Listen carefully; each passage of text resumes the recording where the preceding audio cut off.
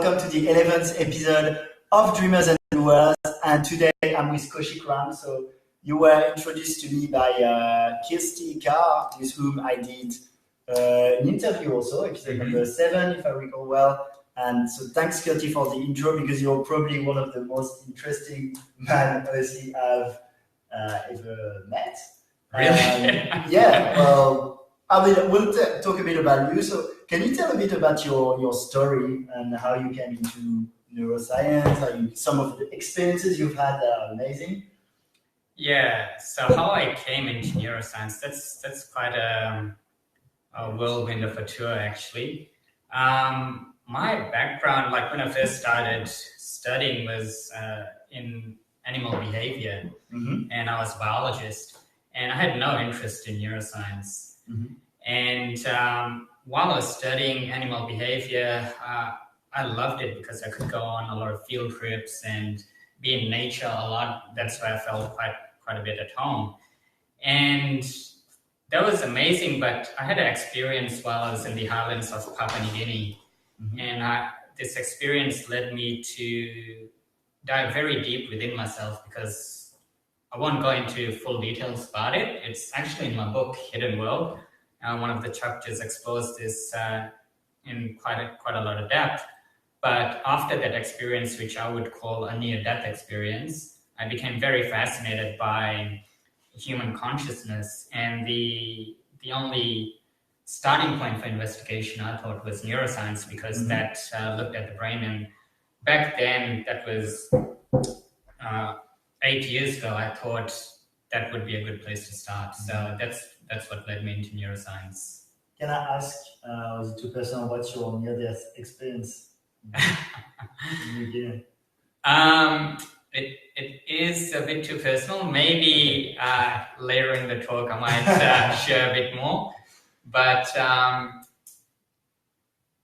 basically I got very, very sick when I was in the highlands of Papua New Guinea. And I thought I was going to die. Okay. So at that point, I wrote a letter to my mom and dad saying, sorry, at this point, I might not survive.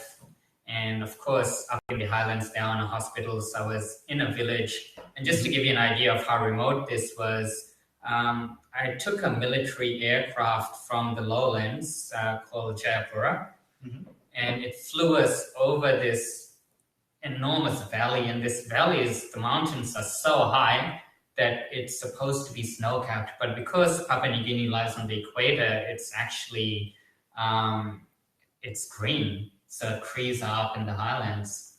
And we flew through and we landed in this basically just grass. And then the military people told me to go to the village and find someone in the pub who spoke English. And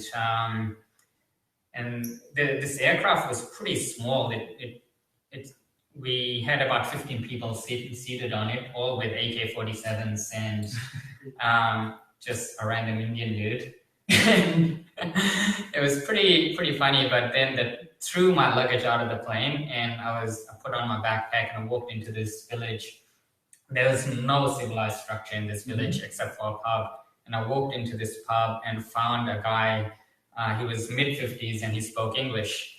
And he was my guide up in the highlands. And his story was that he spent his entire life trying to find himself 5 pigs, because when you have 5 pigs, you can marry. And so he found himself 5 pigs, got married, but then his wife died. So he was once again without pigs and without a wife. And then he got very depressed, and that's why I found him in the pub, because he was drinking his life away. Okay. Yeah. And while I was in the highlands, I got very, very sick, and I thought I'd almost die. And I did have a near-death experience. And from that came my fascination with the human mind and, I guess, consciousness. So how old were you? I was probably 23. Okay. And what was your path until then? My path was very much in biology, zoology, animal behavior, I absolutely loved nature. Okay. So that's how I ended up in these remote places. I've been to the Amazon, I've been to the highlands of Papua New Guinea, through like always exploring very remote regions around the world. Mm-hmm. And so then you got interested really in consciousness. So I mean, that's how you got into neuroscience. Exactly. Yeah. And I started, I guess, at the entry point, I just wanted to get into the field. So when I started my PhD, I was doing, I guess, my project was called Emotional Wellbeing Project. And I was looking at neuroimaging. We used MRI to map all the neural connectivity of the brain. And we used some very advanced neuroimaging techniques. One of the imaging techniques we used was called diffusion tensor imaging. And that looks at the brain in terms of, I guess, social networks. And you can see which brain is more closely connected to other regions. Okay. So maybe the prefrontal cortex is more connected with the parietal cortex, or the limbic brain is more connected to parts of the temporal cortex. So we were able to map out the entire human brain structure using very advanced neuroimaging technology. It's called diffusion tensor imaging. And is that when you trained yourself to not react to stress? No, that's a different journey. So my PhD was with the Westmead Hospital. And from there, I got more interested in innovation rather than medicine. And then that led me on to neurotechnology. Okay. And back then, neurotechnology was still quite young. So now the industry of neurotechnology is a $30 billion industry. And it includes mind-aware devices that read your brain waves. It includes, actually, I was at TED Sydney on Friday, and they showed a digital spinal cord, and it was invented by this guy, Thomas Oxley. And basically, it's a stent that gets implanted into the blood vessels of the brain, and that reads all the electrical activity of the brain. And that's quite fascinating because up until this point, there was no way to read brain activity without surgically implanting microelectrodes. And so this device allows you to non-invasively read brain signals, and current non-invasive technology is EEG, which is quite noisy. So all of this new technology is allowing quite rapid advancements in neurotechnology. Okay. Yeah. And I want to jump on something because so you train up your nervous system not to react to stress. So like, how did you train? How does it work? What are the techniques, and how long did it take? How does it affect you? And why did you do it? So it's a lot of questions, but like, why? Yeah. Okay. So I guess there's a misconception in the question. I did not train my nervous system not to respond to stress. I trained my nervous system to respond appropriately to stress. Okay. So stress is never the bad guy. We think we don't need stress, but actually we need stress to strengthen the nervous system. Without it, it's like strengthening a muscle. You need a way to train it, and you need some form of resistance to train it. And the way I did this was I used stress inoculation exercises. So I progressively increased the amount of stress on my nervous system. At the same time, I was using quite advanced breathing techniques to put my nervous system into a parasympathetic state, which is rest and restorative. And what most people don't know is there's a lot of physiological subtleties that happen there. If your nervous system is under stress and you're in a fight or flight mode, then your body produces cortisol. Your heart beats faster, so heart rate variability is quite low. And also what you get is the blood vessels contract around the heart. So stress leads to a lot of cardiac problems, and cortisol, of course, leads to a lot of mental problems as well. So stress under the fight or flight mode is quite destructive on both the body and the brain. While in the training that I use, you battle stress and you build resilience because the nervous system is in a parasympathetic state, and not only is cortisol produced, but oxytocin is also produced. And oxytocin is quite protective over the heart. And neurochemically, oxytocin, as most people know, is produced when you are connecting with people, and especially physical affection. So is it the love hormone? Exactly. Yeah. So why do you need oxytocin when you're stressed? Because this allows you to share your stress, to connect with people and empathize. And so oxytocin actually forges that connection, but also it's protective over your own body. So it builds resilience to the heart.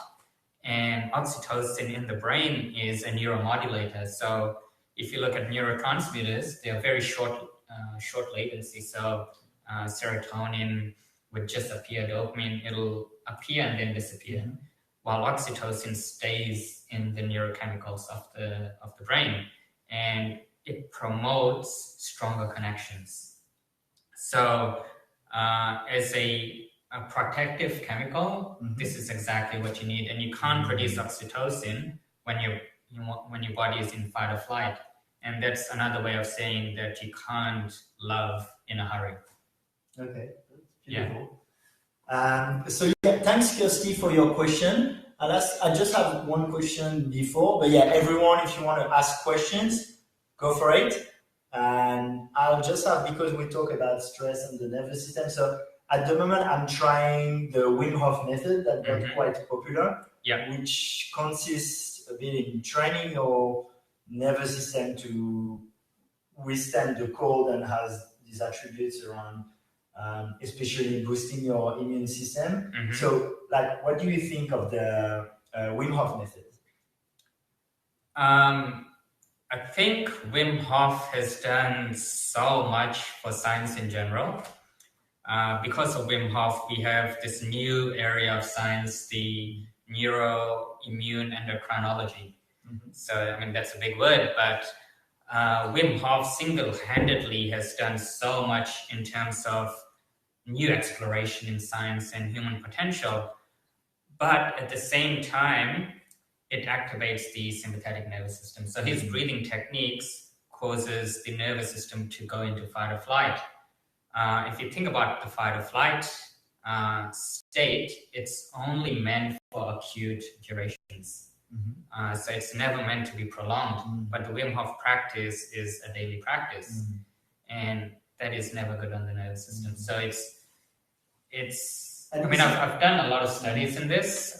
There was one study that was done in the Netherlands in 2014 where they took a group of 24 volunteers, divided them into two groups, gave one group training in vagal tone, and I'll explain what vagal tone is later, and then the other group had no training at all. And then they injected both these groups with an experimental bacteria that caused severe flu symptoms for the next 3 hours. The untrained group suffered miserably, so they had diarrhea, vomiting, headaches, nausea. The trained group, however, had none of these symptoms. So that's how powerful this training is. But at the same time, it's activating the sympathetic nervous system. And that, on the long run, it's quite devastating on the body. Okay.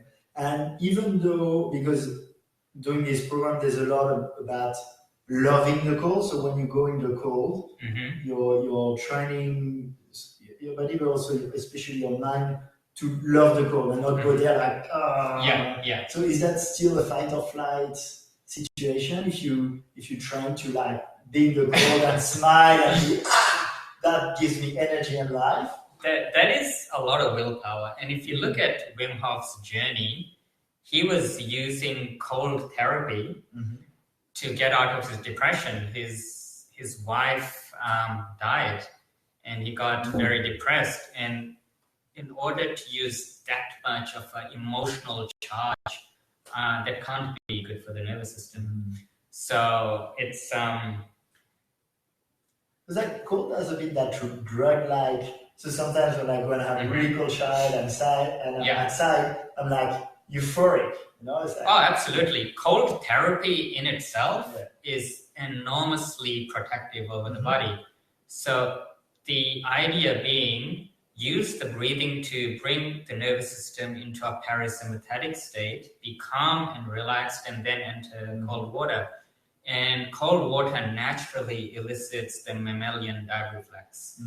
And this reflex is actually what calms down the nervous system even more. So if you can hold your breath, say, for a minute and a half on land, you'll be able to do it twice as long underwater, and especially under cold water.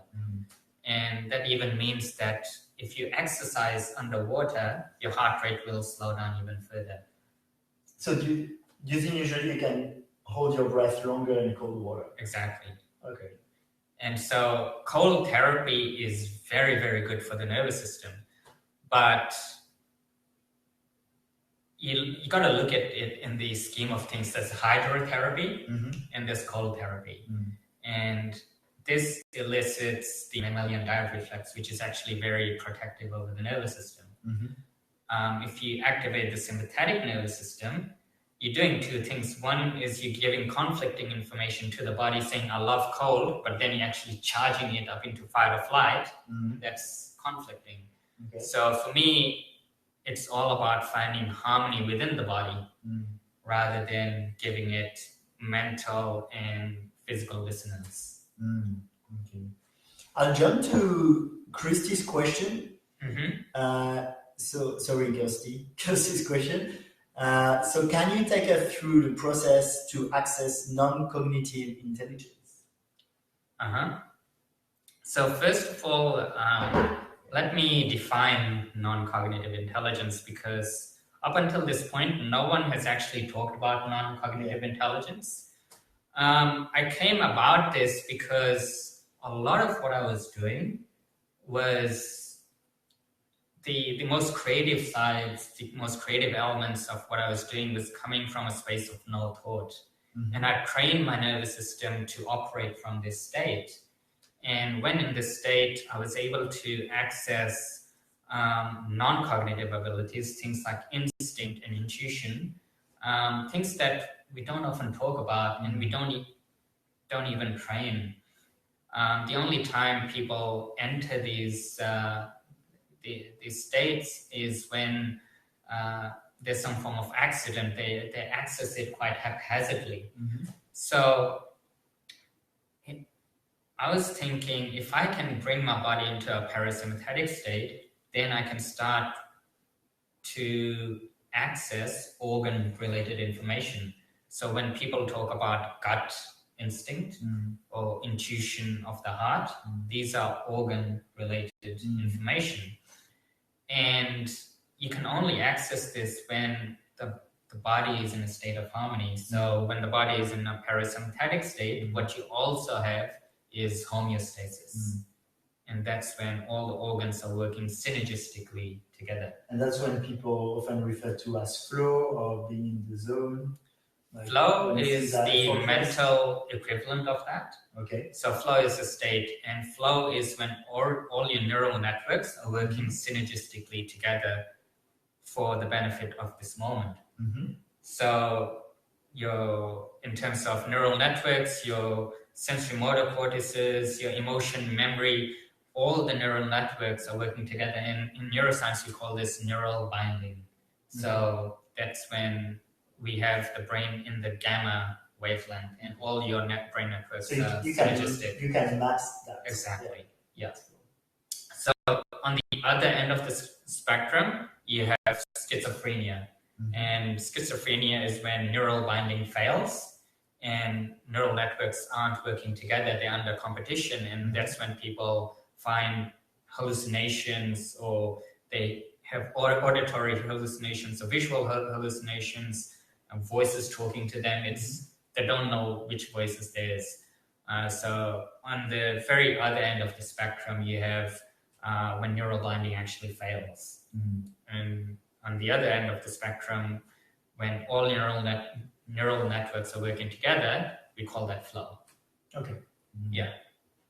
Well, talking about flow, do you want to keep going on maybe non-cognitive intelligence? Yeah.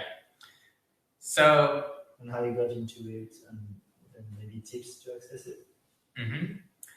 So, non-cognitive intelligence is what we access normally quite haphazardly because we don't get taught that we have it in the first place.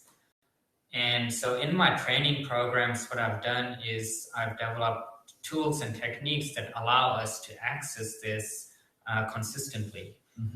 And I didn't want something that required too much mental capacity. So that is, the mental space is cognitive.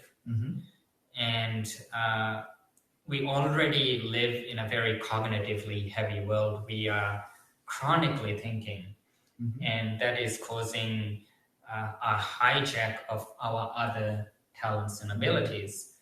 So when we spend so much time in our head, we are unable to listen to the information that is coming from the body.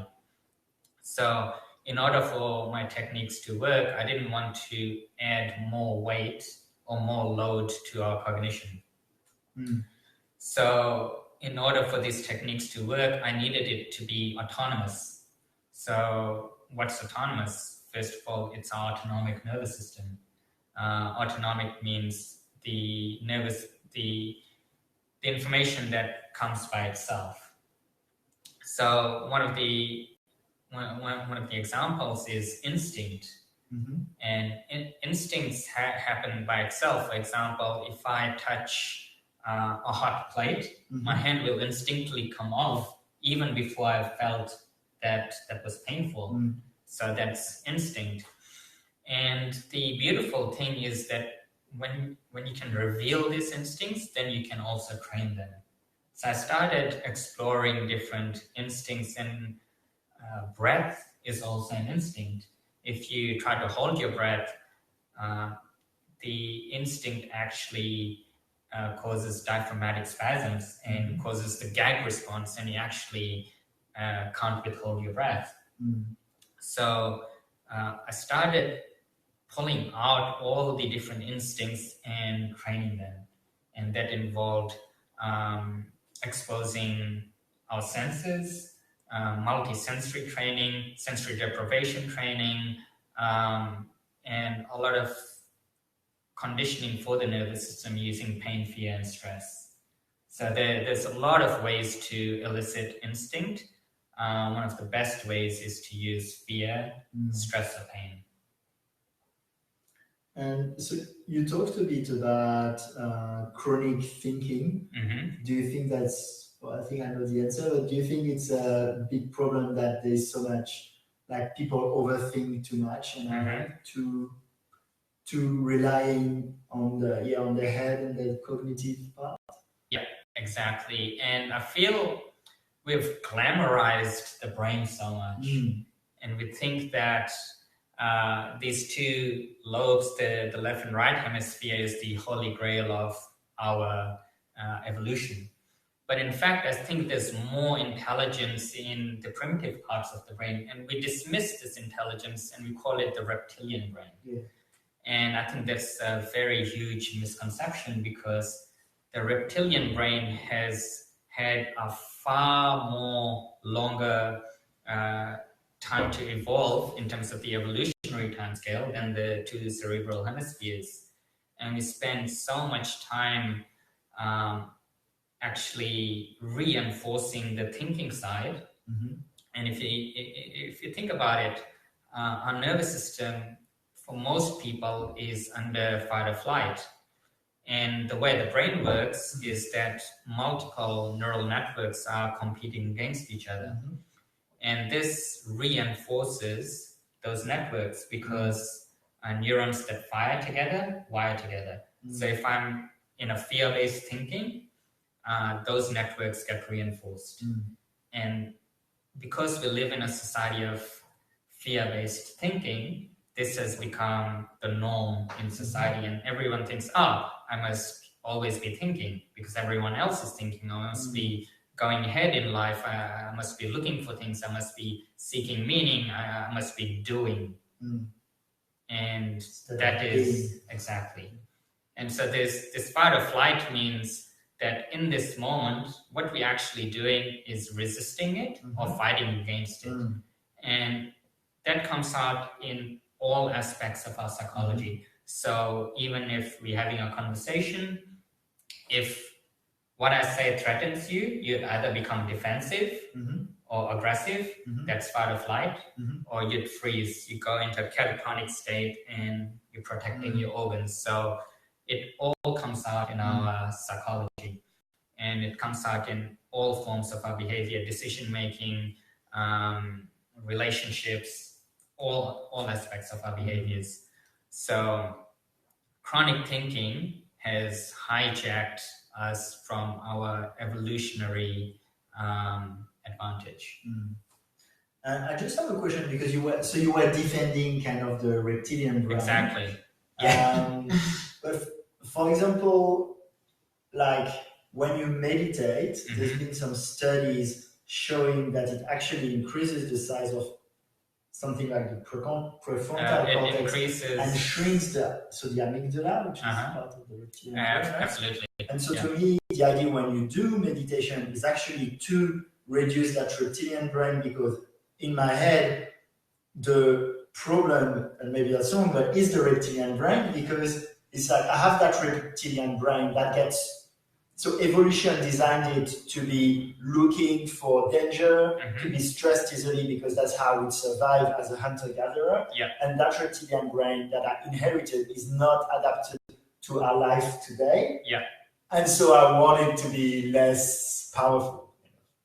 You know, you actually asked a very good question. And what you just described in psychology, we call this the amygdala hijack.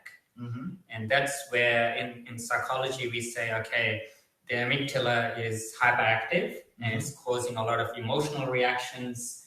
And then we need to, for example, meditate, build up that gray matter volume. So gray matter is really the brain regions, and we increase the thickness of those regions as we increase the gray matter volume. And this shows up in structural MRI. So as we increase the volume of these prefrontal structures, that's better able to downregulate the amygdala. So that's coming from psychology. But also consider that this model is the brain under fight or flight. What's the parasympathetic nervous system and what's the reptilian brain doing when we actually calm and relaxed? So under fight or flight, obviously everything's dysfunctional. But when we are calm and relaxed, when we're in a parasympathetic state, what's the reptilian brain doing then?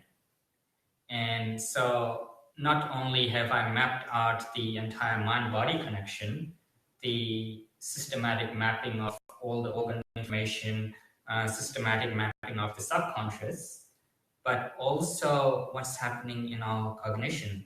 So when we're in a parasympathetic state, we are better able to go into states of flow, trance-like states, and hypnotic states, and all of which are actually very powerful states to be in for creativity, for insights, for epiphanies, for resolving your relationship to trauma, for example. So these parasympathetic states are not often considered in psychology because psychology looks at disease, mental illnesses, and so forth. They don't look at into research about the parasympathetic nervous system, and that is what is missing in medical research. Okay, so so I'll probably try less to go against that reptilian brain, because so it has really It's quite rich in information. And just consider this. And I thought the same for overeating, for example. It was my reptilian brain being like, oh, this food you need to do reserves. Yeah, and just think about this. One part of the, I guess, primitive brain structure is the cerebellum, which is tucked under both the cerebral hemispheres. And the cerebellum has more neurons than the entire nervous system combined. So the brain has 100 billion neurons. More than 80% is locked away in the cerebellum. And we glamorize these two hemispheres while the hindbrain structures are actually far more connected. And if you think about the brain, it's a very expensive organ. It uses 20% of your metabolic energy at rest. And that means it's using 10 times more energy than any other organ in the body at rest. So why would we invest so much neurons in just one structure? This arouses quite a bit of curiosity.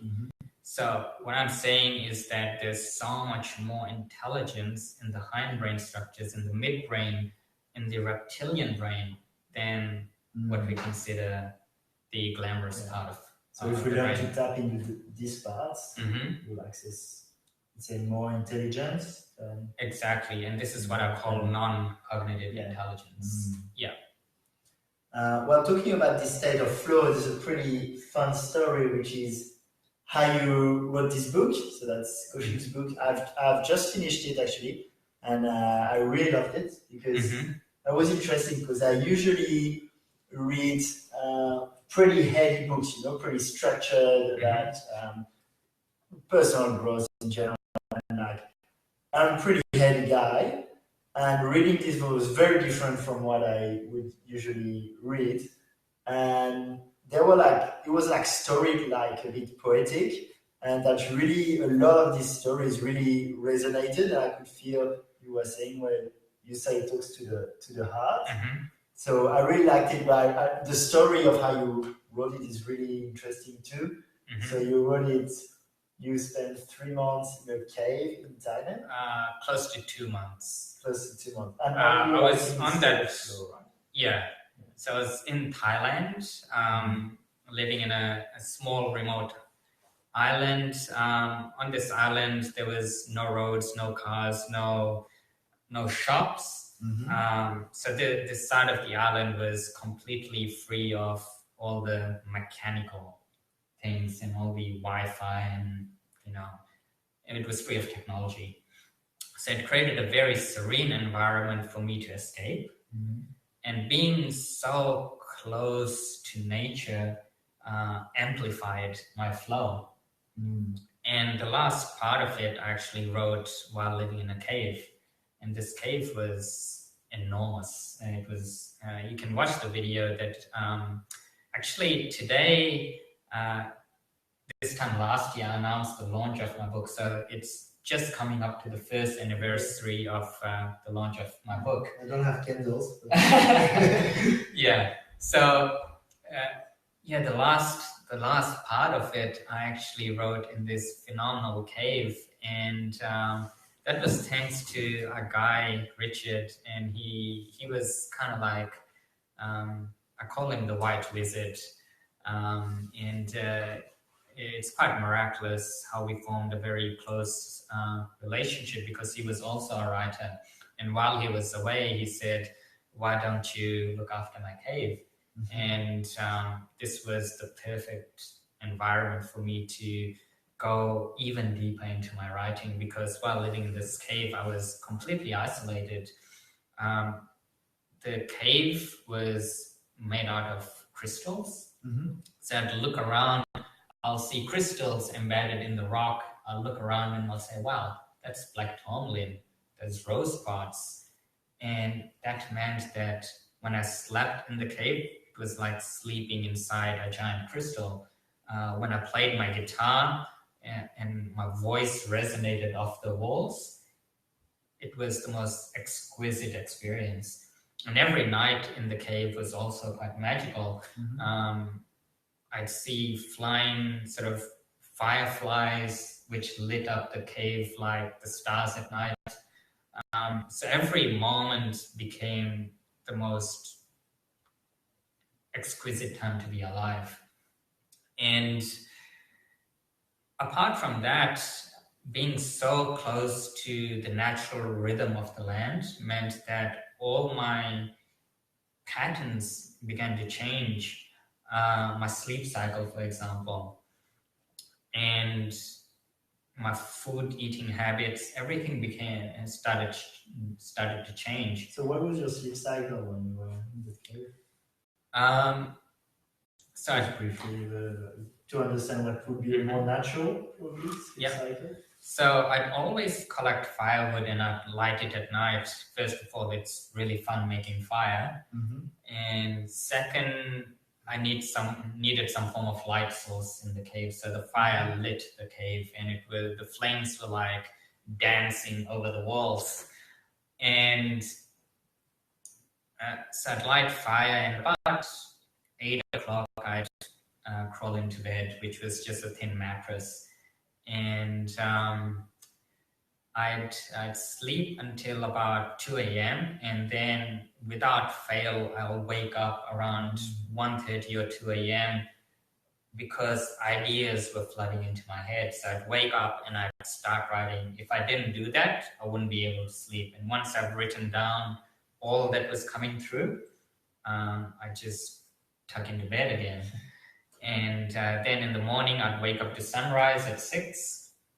And I'd spend most of the morning actually making fire again. Sometimes the coal from the previous night's fire would still be alive, so I'd use that to light up a new fire and cook bush porridge, and using cinnamon sticks and porridge and whatever I could find in the forest. Maybe it'd be reishi mushrooms, and then I'd have breakfast, and then I'll look over the details of what I wrote in the previous night. So it was quite interesting because I didn't edit much of what I wrote.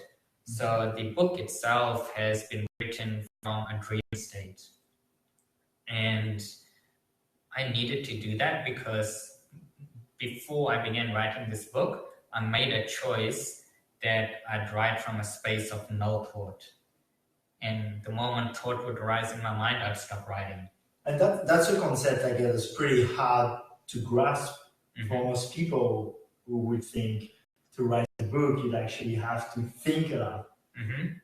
Exactly. So the principle was, if I was thinking about what I needed to say, it was already false.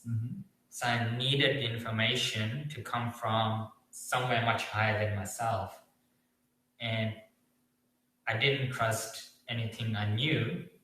I trusted what I didn't know. So for that to happen, I needed to completely clear my mind and allow information to come through me rather than think of what to write. And that's already a very reduced form of thinking. So that's why perhaps when you're reading the book, it might not have made intellectual sense, but it's not written for the intellect, it's written for the heart. And to the heart, you might have felt quite deeply. Is that what people sometimes qualify as accessing the intelligence of the universe?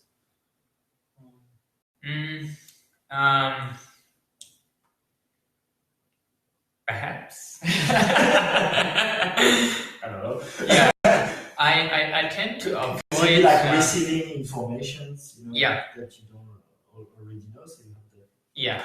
So I'd call it intuition, but I try to avoid the language of, I guess, the self-help spiritual industry, because the language I feel there has become so contaminated and so senseless.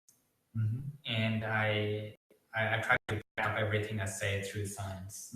So even though it's written from a space where I wasn't thinking, I can teach this to anyone because the way I did it was I trained my own nervous system to tap into these states, and I can teach anyone to do that.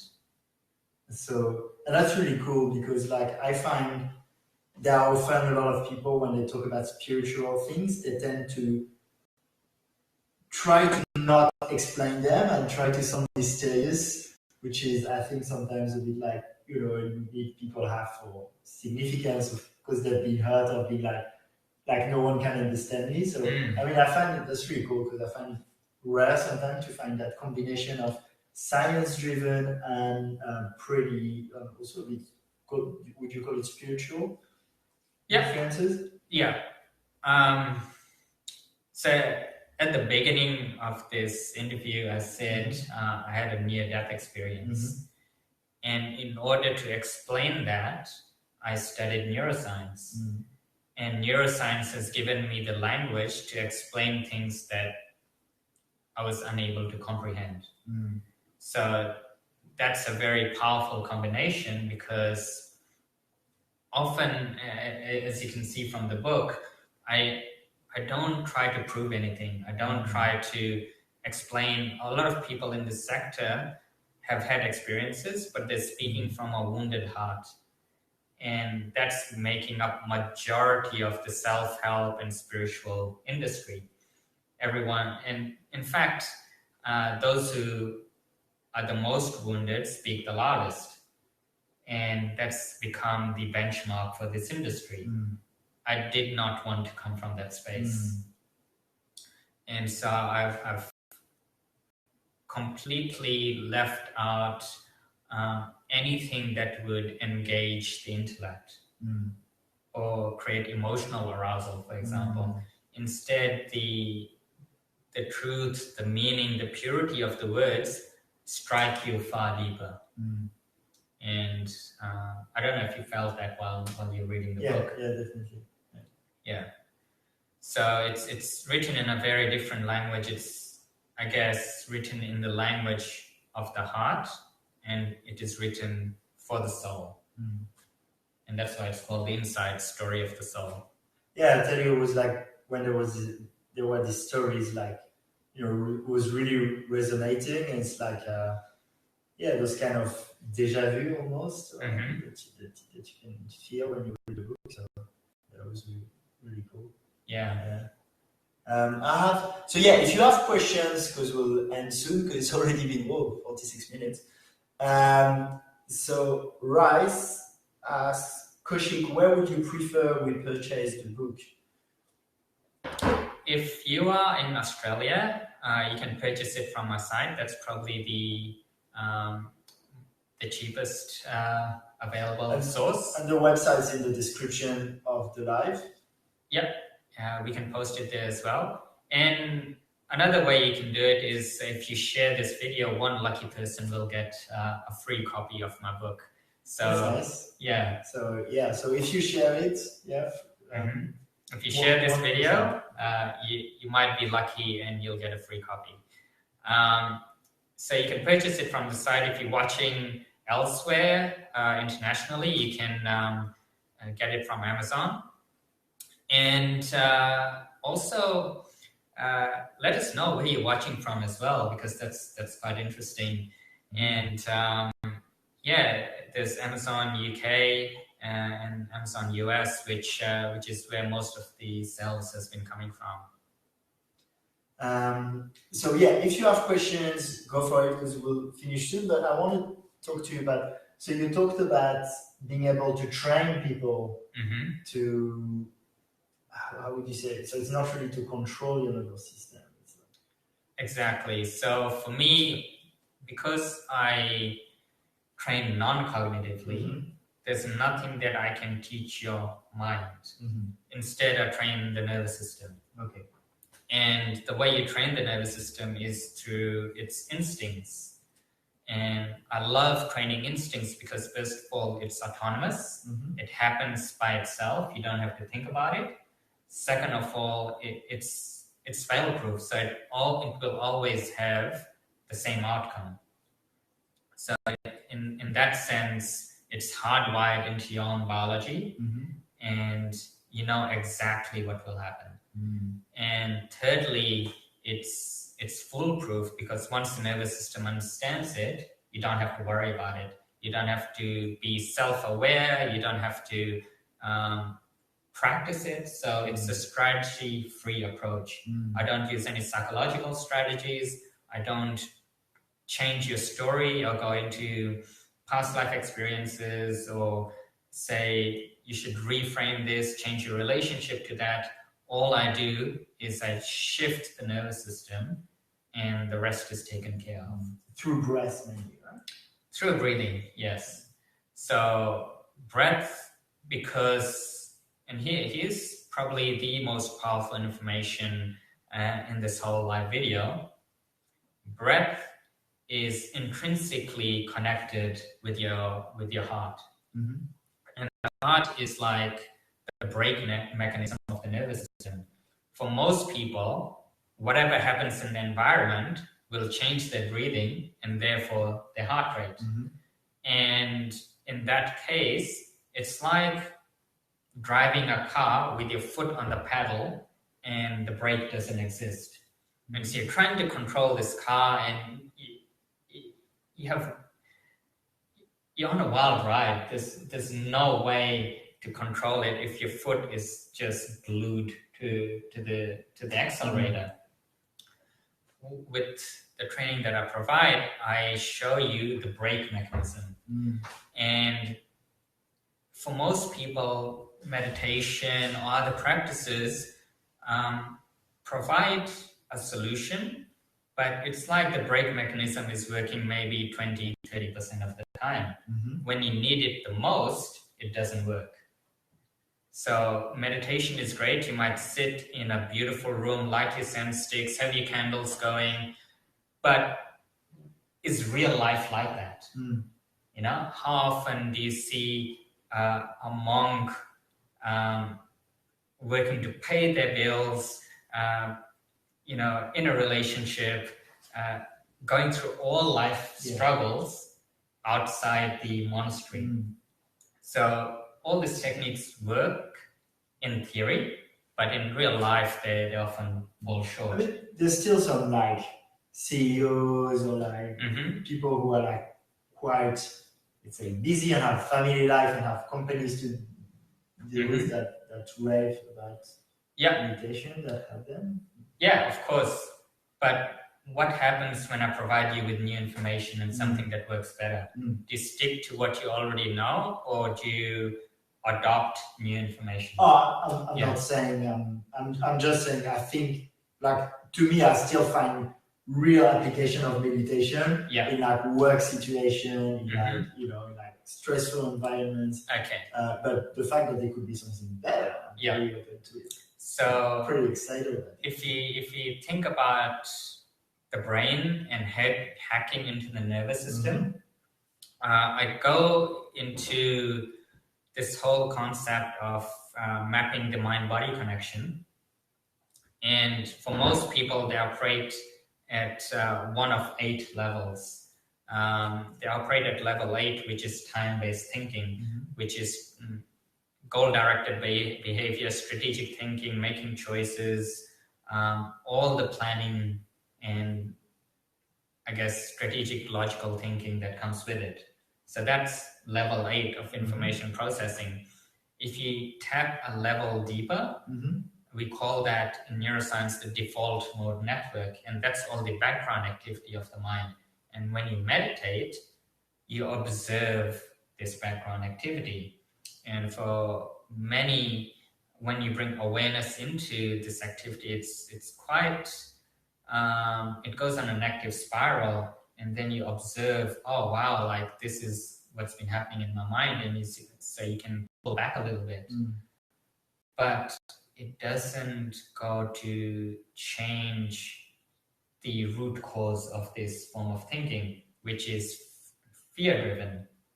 And unless you address your state, which is the state of the nervous system, you will continue to produce these thoughts. And you can observe it, but why not go to the source and neutralize that? So for what I do, I hack into the deeper layers of the nervous system and inset the nervous system at level 1, which is you can post a link to all this information. Level 1 is what we call the cardiac preliminary response. And earlier in this talk, I talked about relaxing the nervous system under stress, and that produces oxytocin. So I hack the nervous system at level 1, the cardiac preliminary response, so the blood vessels around the heart relax under pressure, and the heart rate variability increases, and that's quite protective over the heart. So I go straight to the source and neutralize that rather than working on the surface levels. And yeah, so thanks Reese, who says, if my share fails to result in a free book, I'll purchase from your website. So thanks for sharing. Yeah, thanks Reese. We'll see. Okay. Yeah. But we won't take that against you. So we won't not choose you because you're going to buy it on the website. Yeah, well, we'll select someone randomly. So whoever is the lucky winner will get a free signed copy. Use an innocent end. Yeah.